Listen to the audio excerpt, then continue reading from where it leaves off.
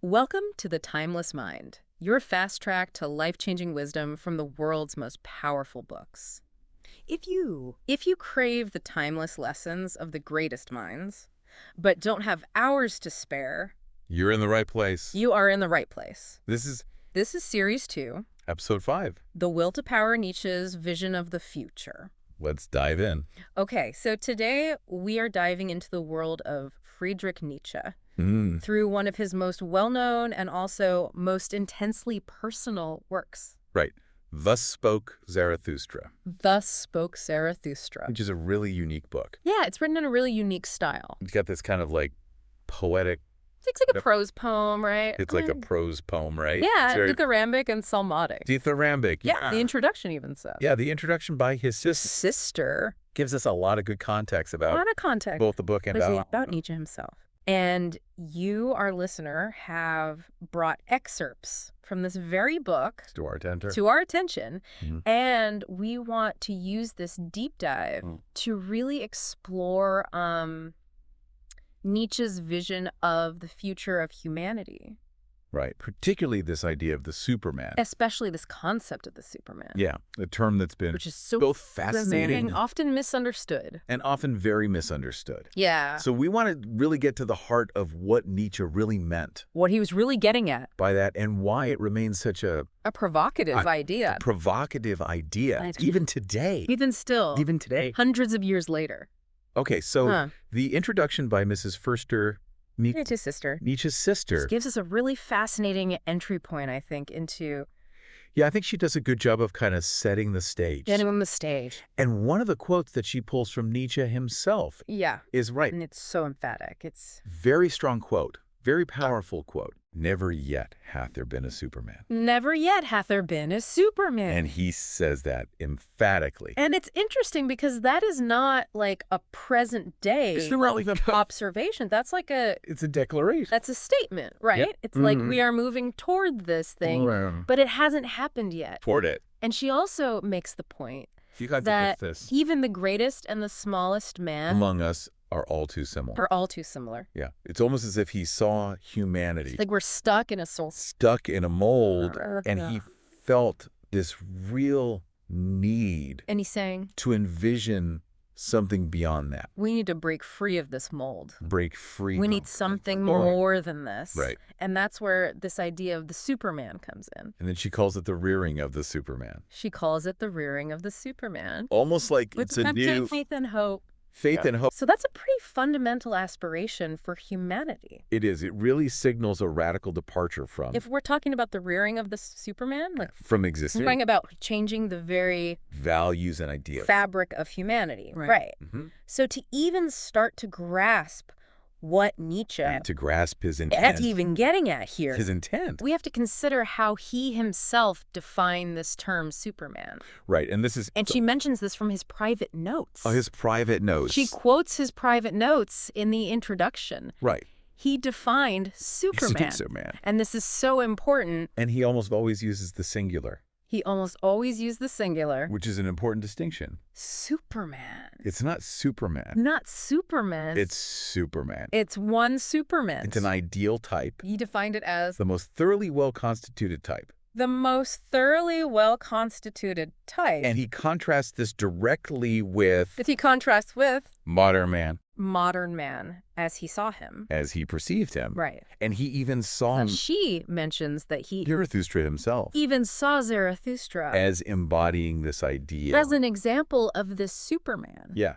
So Forget the comic book image. forget the comic books. This isn't about capes and superpowers. This is not about capes and superpowers. It's more about reaching a higher level of human being, going beyond our transcending our current limitations, limitations and and becoming becoming something more. something more. Right. And she talks about the need for She alludes to this healthiness. need for a new healthiness. Stronger, Yeah. sharper, tougher, bolder. Stronger, sharper, tougher, bolder. For a yet untried future. This yet untried future. So it's not just physical strength. It's not just about physical strength. It's like a Holistic strength. It encompasses the resilience of our spirit, Like the clarity of our intellect, and the unwavering nature of our will. And willpower. Yeah. And all of that together. This makes sense when you consider how dissatisfied Nietzsche was with the man of the present day. The man of the present day. As he called him. He viewed their worthiest aims and hopes. Worthiest aims and hopes. With what she says. With ill-concealed amusement. Ill-concealed amusement. Yeah. It's like he saw humanity as having become complacent. Settling for mediocrity. Something far short of. Something far less than our potential. Yes, potential. And she even calls the Superman. She even describes the Superman. A strange, tempting ideal. As a strange, tempting ideal. Full of danger. Full of danger. This is a very radical vision. This really highlights how radical it's not supposed to be. Decision was comfortable or easy. Wasn't meant to be a comfortable or easily achieved state. This is something we have to strive for. Something you have to really work toward. So the Superman as a goal right. is much less about breeding, like a physically superior race. It's not about that. And more about cultivating. It's about cultivating a more integrated and resilient. A more integrated and self-mastering individual. Resilient and self-mastering individual. Okay, so let's start to unpack some of these. Yeah, let's look at some of the deeper layers here. And let's start with Zarathustra's journey. Yeah, his symbolic journey. At age 30. He decides... At age 30, he decides to leave his home. And go up into the mountains. Ascend into the mountains. Now this signifies a deliberate break. This represents a deliberate break. From conventional societal structures. And established ways of thinking. He needed this period of solitude. It's like a necessary period of solitude. An intense reflection. To develop these unique philosophical insights. For him to really develop his own. Right. Unique philosophical insights. And then he has this downgoing. And then we have the downgoing. Where he descends from the mountain. His descent from the mountain. And attempts to share this wisdom. With the world. Right, but he's met with profound disappointment. He encounters profound disappointment. He says, one can speak with the utmost clearness. He says one can speak. And yet not be heard by anyone. With the utmost clearness and yet not be heard by anyone. I mean, that just speaks volumes. That speaks volumes about the difficulty of communicating new ideas. The difficulty of communicating truly novel ideas. Especially ideas that are challenging to the status quo. Fundamentally question people's deeply ingrained beliefs. Like, how do revolutionary ideas ever really makes you wonder about how truly revolutionary ideas ever gain traction? Right. Don't you think? It's such a challenge. It's so challenging. So this descent is fraught with the obstacles of misunderstanding. Resistance to change. Misunderstanding and resistance. And this is where Nietzsche gives us. And then he gives us that incredibly powerful metaphor. A really powerful image of man as a rope stretched between the animal. A rope stretched between the animal and the Superman. And the Superman, a rope over an abyss. A rope over an abyss. Wow. That image just sticks with you. That image is so powerful. It really does. It really does. It so perfectly encapsulates. It perfectly encapsulates this idea. His view of humanity. Of humanity as being in this transitional state. As being in a state of transition. We're no longer purely animalistic. We've moved beyond. But we're also not yet Superman. Our purely instinctual animalistic nature. And this rope represents. But we haven't yet reached our full potential. That risk. That precariousness. Yeah, this rope. We're always in danger of falling back. Symbolizes that inherent risk and precariousness. Of our current existence. And he talks about constantly in a process of overgoing and downgoing. Overgoing and a downgoing. This is this constant tension. Striving for something higher will always face the potential for falling back. He introduces these three metamorphoses of the spirit. Yeah, the famous three metamorphoses of the spirit. The camel, the lion, and the child. The camel, the lion, and the child. Can you explain? So can you explain why this sequence? Why this specific sequence? Is so crucial to his idea of overcoming. It's so crucial to Nietzsche's idea. Of present value. Of overcoming our present values. Absolutely. So the camel embodies. The spirit that willingly takes on heavy burdens. Willingly takes on burdens. It represents that stage where we internalize. It's the stage where we just accept Traditional values. All the rules. And societal expectations. All the norms. It's symbolized by the camel kneeling down. Yeah, it's the thou shalt stage of life. Eager to be loaded with these responsibilities. We just accept all these things. The thou shalt stage. Yeah. But Nietzsche says... But Nietzsche doesn't see this as an end point. This isn't the end point. The spirit... The spirit must transform into the lion. Must then transform into the lion. And the lion represents the spirit that says no. The lion represents the spirit that achieves freedom. It's the nay. By defiantly saying nay. It rejects the old, breaks free from tradition. It rejects the old, breaks free from the weight of tradition. And asserts its own independence. And asserts its own independence. The lion's holy neigh. The lion's holy gay. Is a roar against all that has bound it. Is a roar against all that is bounded. Right, yeah. But this is a crucial step. It's still reactive. But it's still reactive. Right. It's the rebel. It's the rebel, the one who tears down the old order. The one who tears down the old order. So that makes sense as a stage. That makes sense. But why is the final stage the child? As a necessary stage of liberation. Out of all these, why the child? But why the child? What's going on here? This is where Nietzsche's vision. Yeah, I think this is really where it comes forward-looking. Things start to get really interesting. So the lion has the power. Because the lion has the power to negate. To negate and to create space. To destroy. By saying no to the old values. To say no. Right. But it doesn't have the capacity. But it lacks the capacity. To create something new. To create something new. And that's the role of the child. That's where the child comes in. The child symbolizes a fresh start. The child symbolizes a fresh start. Innocence. Innocence. A kind of forgetting of the past. A yay saying to new possibilities. A yay saying to new possibilities. So this isn't just childlike playfulness. And this isn't just about childlike playfulness. This is the radical act of creating values. It's about the radical act of creating values. Without being burdened by the past. Unburdened by past constraints. So the lion must become a child. The lion must become a child to gain that. To gain that innocence and creativity. Innocent creative power. To create these new values. Needed to establish entirely new values. A new way of being. New way of being in the world. So it's not just rejecting the old. Yeah, it's not just about rejecting what came before. It's about having the capacity. It's about having that fundamental... build something genuinely new. Almost innocent capacity for wonder and creation. Okay, so let's talk about Nietzsche's. Yeah, let's delve into To critique of the backworldsman. His critique of those he calls backworldsmen. He really takes aim at those. Yeah, he really takes aim at... Who find dissatisfaction in the earthly realm. Those who, finding dissatisfaction in the earthly realm... And create these transcendent realities. Transcendent realities. God's heaven's spiritual escapes. God's heaven's other kinds of spiritual escapes. He sees this as a consequence of suffering. He sees this as a consequence... In weariness with life. Of suffering. And a weariness with life. He said... A way to avoid confronting the challenges of existence. That I once created was human work. Yeah, and he famously proclaims that... And human madness like all the gods. The God he once created was human work and human madness like all the gods. So he's really saying that... He really cuts to the core. These backworlds are simply projections of our own limitations. It sounds like he believed that these invented backworlds and our unfulfilled desires are simply projections of our own limitations and unfulfilled desires.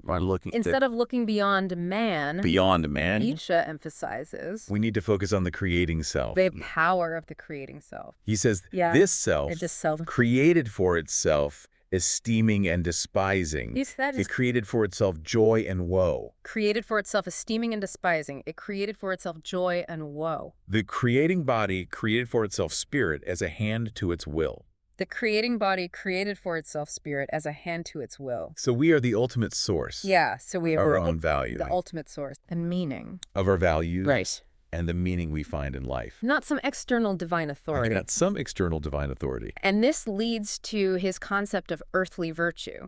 And this leads to there we should value a concept of earthly virtue. The tangible. Encouraging us to value the immediate. The tangible, the immediate. He talks about loving the bird that built its nest beside oneself. Loving the bird that built its nest beside oneself. So that's a profound shift in focus. It really suggests a profound shift in focus. Towards the here and now. Toward the here and now. Towards appreciating. The worth of our earthly existence. The inherent worth of our earthly existence. Rather than yearning for. Some idealized transcendent realm. And he also offers a very unconventional take on pity. And he has a rather unconventional take on pity as well. He advocates for a different kind of sorrow. He advocates for a different kind of sorrow. One that is love to the Superman. One that is love to the Superman. Yeah. He urges us to move away from. And he urges us to move away from traditional notions of pity. Traditional, often sentimental notions of pity. As a basis for judgment. As a basis for judgment. Instead of using morally charged labels like villain or sinner. So instead of using just terms like morally charged labels like villain or sinner. Enemy, invalid, and fool. He suggests terms like enemy, invalid, and fool. This is not. And this isn't about condoning harmful behavior. Condoning harmful behavior. But rather about shifting our perspective.